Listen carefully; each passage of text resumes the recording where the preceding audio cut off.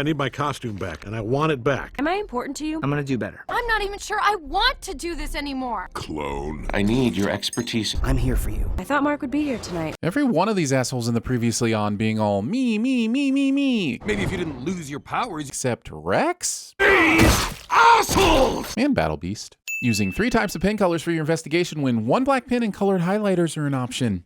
Also, the red ink is under the black ink, meaning the circles came before the word blood, which is just a dumb way to take notes. This uninspired yet framed original artwork. What's important? Going full Rick Sanchez. You never go full Rick Sanchez. You're going to be in...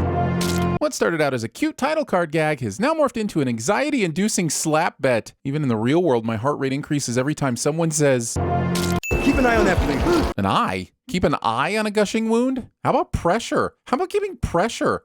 There you go. Find out what kind of blood she can take. Show wants me to believe that with all the preparation Cecil's making for an eventual showdown with Omni-Man, that he's completely overlooked the medical needs of the security guardians of the globe. How are they even operating on him right now? Even if they have some sort of special Viltrumite surgical tools, this does raise the question, is he or is he not?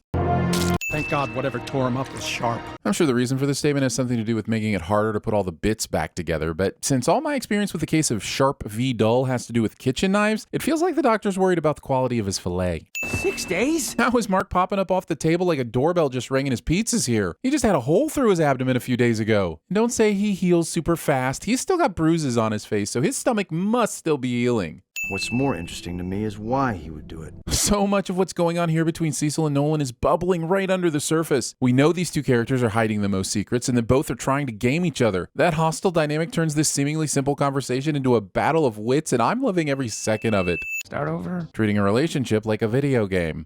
I'm just trying to start over with Amber, you know? I understand the goal, but I do not understand the method. You want to show her you're serious by blocking your best friend on a visit to a college you know little to nothing about. Show highlights the fact that it is constantly overshadowing the butt. If you can create and disappear doors at will, do you really need to pack? Ever? Why not manifest a new outfit each day from some pine cones instead of lugging around all this luggage? A normal life. A house, a husband, kids. I see your kids and raise you in overprotective parents with outdated expectations. When you need to fly to another country, you don't flap your arms. Flappy arm shaming. Dramatic much? I'm sorry. I'm not. You're being a jerk. He was being both dramatic and a jerk, but he was also making an argument, summarizing a conceptual framework for addressing the limitations of human longevity. So instead of just calling him an asshole, you could have responded with a counter-argument, highlighting why you think replacing hearts with carburetors is a bad thing. In the end, this sin comes down to Amber being a dick to constructive academic debate. Being this captivated by a water fountain. I'm serious. I think this is what I want. Mark says this after completing a series of activities, all in the quad. I mean, at least go vet the cafeteria. Don't blame me when you get to your first lunch and realize the only choices are a compressed chicken patty, a melon-based fruit cup, and a giant milk machine that likely never gets cleaned. You know, when you start a sentence with I think, you automatically murder 90% of any romance in it. And when you over-explain Mark's crimes against passion, you murder the last 10%. In this shot, we see Amber and Mark are up close and personal with what's left of Funny Doug. Then in this shot, after they've taken a step back, new bystanders have found their way between our guys and Discount RoboCop, meaning that these two ran into harm's way just so they could fall down running out of harm's way. Save them if you want, but some people are already lost. Where the hell did you go? The tension created by the whole Mark's double life causing relationship problems feels so forced. While it's not entirely unbelievable, it is unbelievably frustrating. You said you wanted to start over. Oh, this is definitely getting a signal in the middle of the f***ing forest. Those are normal levels for Monster Girl. She has a curse, not a disease. Robot is still slow dripping these medically necessary details instead of just giving them a full report. And this doctor's still treating Monster Girl's injuries as if she's a normal person. Why isn't Cecil giving him the full report? So I take it we won? When you have a character whose only facial expression is an awkward smile, you're bound to have some strange moments. Did the creators really think Tom Hanks would be okay with these dead eyes? Nolan struck first. Is he analyzing everyone else's costume to confirm this? This entire sequence of analyzing fabric is fabricating facts for the sake of sewing the plot together. I feel gross. I'm taking a shower. You feel gross, so you're taking a shower at the college dorm to feel cleaner? Improper placement of an exit sign. Feel better than ever. Almost like before I lost my powers. Maybe I should get my ass kicked more often. Then rejoin the team at Guardians HQ. When your powers have mysteriously, miraculously, and obviously returned, but the show doesn't want to talk about that right now. Going ankle deep into sewer water to save someone you f***ed one time behind a boathouse.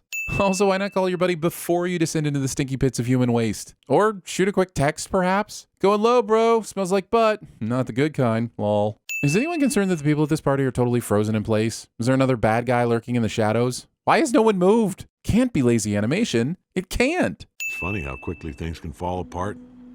One day it seems like you have all the time in the world, and then the next, it's gone. For the love of John Mayer, Nolan, just say what you need to say. Show is really playing hard to get to the bottom of Nolan's subterfuge.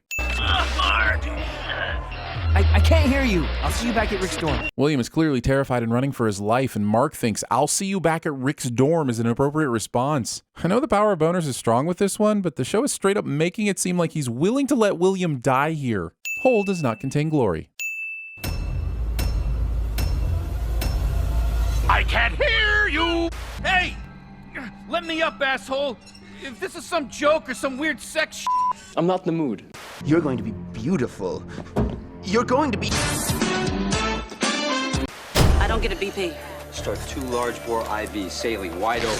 Type and cross for 10 units, give me 4 units of O negative down there. Stat, drop an NG tube, and get Dr. Benton in here. There's no place for a pediatrician. Mark.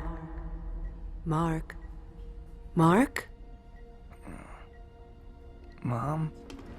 Oh, hi, Mark. And no sex. No sex. Are you insane? What about school or college? Your mom goes to college. You can't save the world, Samantha. You think you can do these things, but you just can't, Nemo. How does a machine have emotions? By subjecting myself to erotic imagery.